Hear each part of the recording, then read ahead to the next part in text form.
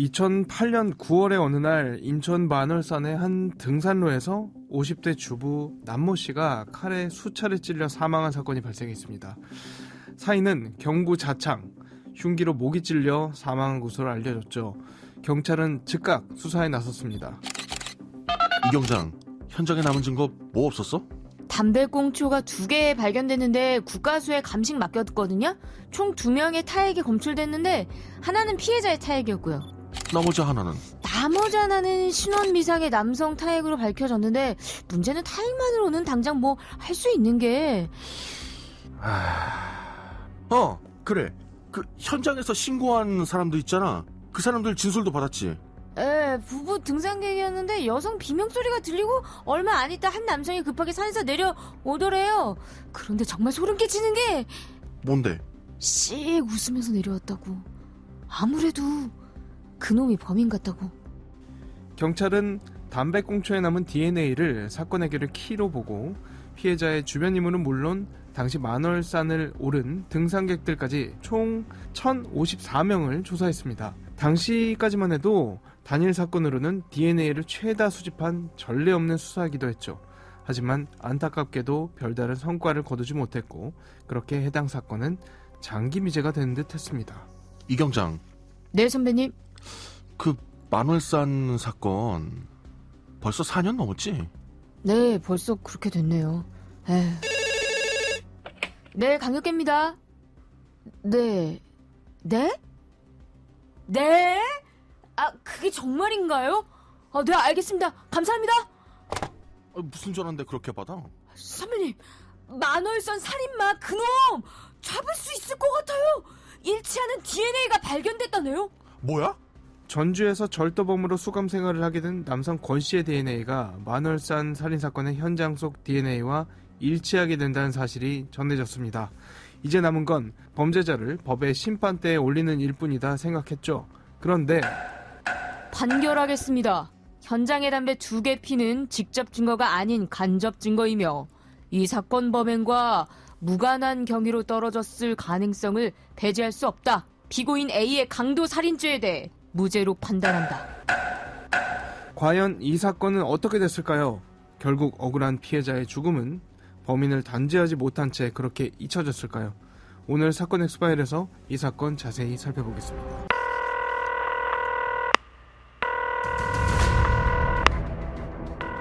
사건은 보이는 것보다 가까이 있다. 이원화 변호사의 사건 엑스파일. 안녕하세요. 사건 엑스파일 이원화입니다. 오늘도 로엘 법무법인 김수민 변호사와 함께합니다. 변호사님 어서 오세요. 네, 안녕하세요. 김수민 변호사입니다. 반갑습니다. 네, 변호사님 혹시 등산 좋아하세요? 네, 등산 좋아합니다. 네, 근데 이 사건이 알려지고 혼자 등산하기 겁난다 이런 여론이 일었던 그런 기억이 있는데 인천 만월산의 등산로에서 발생했던 그런 사건이죠. 네, 2008년 9월 10일 이른 아침 인천 만월산의 한적한 등산로에서 인근 주민이던 50대 여성이 칼에 수차례 찔려 경부 자창, 즉 목찔림으로 사망한 사건입니다. 보통 이런 사건 같은 경우 시신이 한참 동안 발견되지 않다가 등산객에 의해 발견되는 경우가 많은데 이 사건 같은 경우는 어땠습니까? 한 부부 등산객이 등산로를 올라가다가 산 중턱쯤에서 여자 비명소리를 들었고 올라가다가 한 남성이 미소를 머금고 손에는 신문지로 길이 약 30cm 정도의 얇은 막대기 같은 것을 들고 있었는데 사람들이 올라오자 등산로가 아닌 길로 도망치는 것을 수상히 여겨 빠르게 신고를 해서 시신이 금방 발견될 수 있었습니다.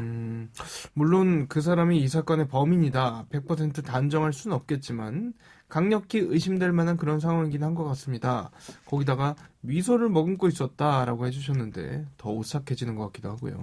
네, 여자 비명소리, 서늘한 미소를 머금고 흉기를 들고 있는 남성의 수상한 도주, 오싹하죠. 네. 경찰은 부부 등산객의 진술을 토대로 수사를 시작을 했고 등산로 입구를 비추는 CCTV에는 피해자가 이날 오전 7시쯤 만월산에 올라가는 모습이 찍혀 있었는데 영상에는 그가 가방을 메고 있었지만 발견 당시에는 가방과 휴대전화가 모두 사라졌던 점을 비추어 경찰은 피해자가 혼자 산을 오르다가 강도를 만나서 소지품을 빼앗겼고 흉기에 찔려 살해당한 것으로 보고 이에 만월산을 찾은 등산객을 용의선상에 올렸습니다.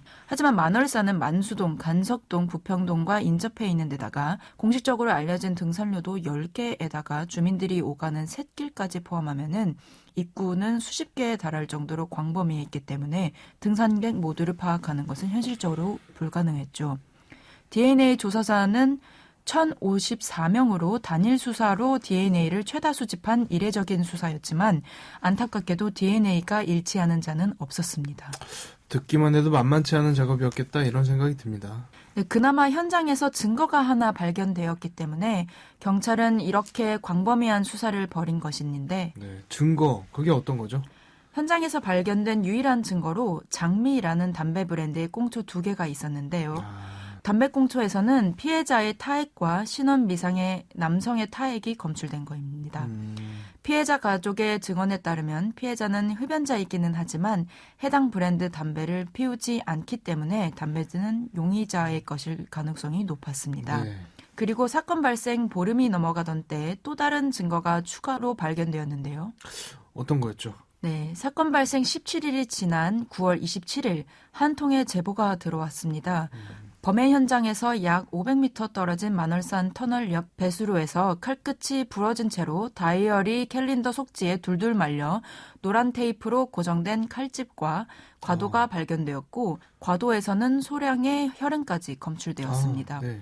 하지만 DNA를 검출할 수 있는 정도는 아니어서 직접 증거가 되지 못했고 그렇게 범행과 밀접한 연관이 있는 증거들이 발견됐음에도 수사는 4년째 해결되지 못하고 미제로 남는 듯 했습니다.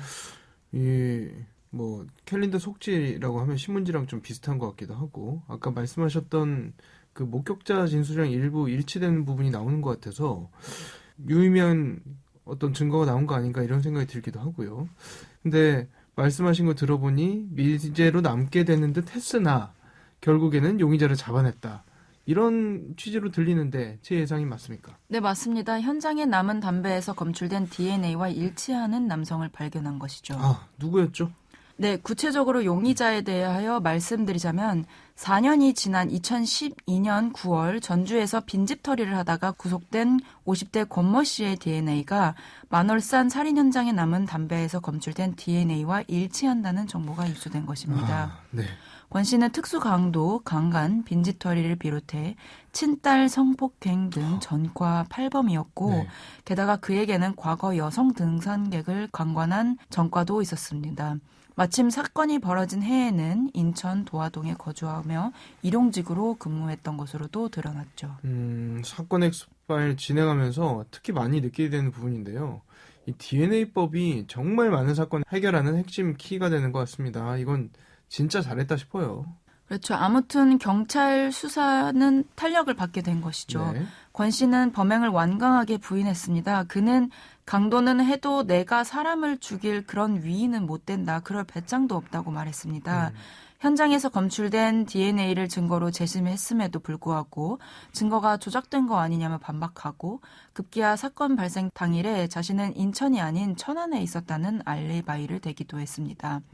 경찰은 인천에 연고가 있는 권 씨 딸과 친형을 만났습니다. 딸은 경찰 조사에서 우리 아버지는 짐승이라고 네. 말했고 친아빠에게 성폭행 당한 조카를 15년간 돌봤던 권 씨의 친형도 친동생이지만 나쁜 놈이라고 진술하기도 했습니다.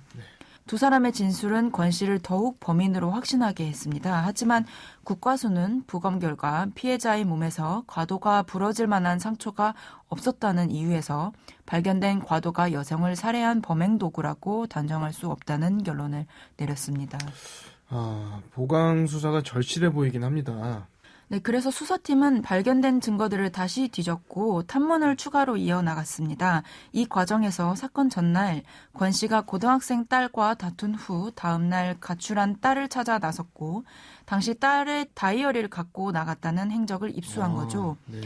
이후 권 씨의 딸은 경찰이 현장에서 찾은 칼집 종이를 펼쳐 보이자 자신의 다이어리 속지가 맞다고 답했고 다이어리는 학원에서 나눠준 것이기 때문에 시중에서 쉽게 구할 수 있는 것도 아니라고 했습니다. 그래서 권 씨를 충분히 의심할 만한 상황이었죠. 굉장히 설득력 있는 증거로 사용할 수 있지 않을까 싶은데요. 그렇죠. 그래서 검찰은 권 씨가 등산로에서 금품을 노리고 피해자를 살해한 것으로 보고 강도살인죄로 기소했습니다. 네, 잘 됐을 것 같은데 결과는 어떻게 됐습니까? 그런데 2014년에 진행된 1심 재판에서는 권 씨에게 무죄가 내려졌습니다. 아, 네. 국과수 분석 결과를 비롯해 권 씨의 타액이 묻은 담배꽁초가 범행과는 무관하게 현장에 떨어져 있을 가능성을 배제할 수 없다는 게 이유였고, 또 딸의 진술이 증거 능력이 있다고 보기 어렵다고 판단한 것입니다.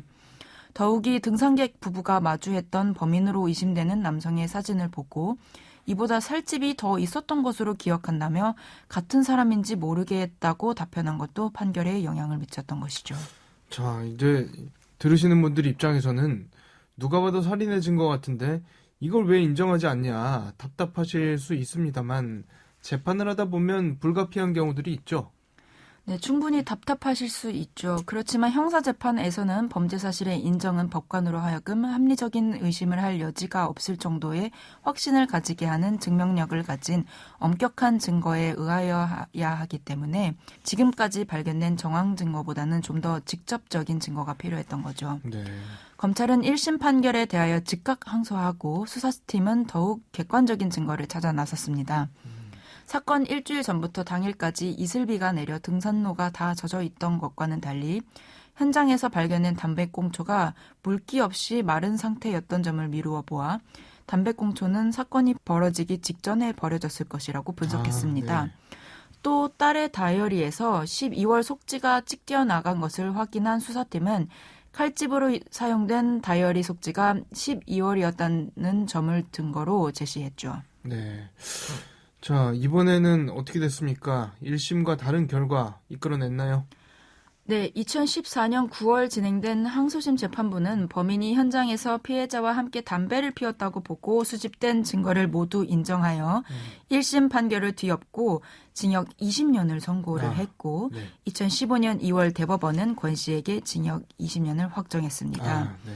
딸은 범행에 사용된 것으로 의심되는 과도에 대해 원래 우리 집에서 쓰던 건데 예전부터 끝이 부러져 있었다라는 결정적인 증언을 했고 동네의 한 마트 관계자로부터도 권 씨가 평소 장미 담배를 즐겨 피웠다는 증언까지 확보한 수사팀은 권 씨를 압박해서 자백을 이끌어낼 수 있었습니다. 보통 가족이라고 하면 있던 죄도 감춰주는 게 물론 절대 그러면 안 되겠지만 그게 일반적인 경우인데요. 딸이 적극 나서서 진술을 한 걸 보니 많은 생각들을 하게 되는 그런 사건인 것 같습니다. 네, 아무래도 범인의 자녀 역시도 부친으로부터 성폭행을 당한 사실이 있기도 했고 네. 아무튼 한 사람의 용기가 피해자의 유족을 위로하고 범인이 앞으로 더 많은 피해자를 양상하는 것을 막을 수 있었다고 저는 생각합니다. 네. 범죄를 계속 저지르는 거를 더 이상 감출 수가 없는 거죠. 사건 엑스파일 오늘 저희가 준비한 내용은 여기까지고요. 끝곡으로 지수의 꽃 들려드리면서 이 시간 마치겠습니다. 여러분은 모두 변호받아 마땅한 사람들입니다. 사건 엑스파일 여러분 고맙습니다.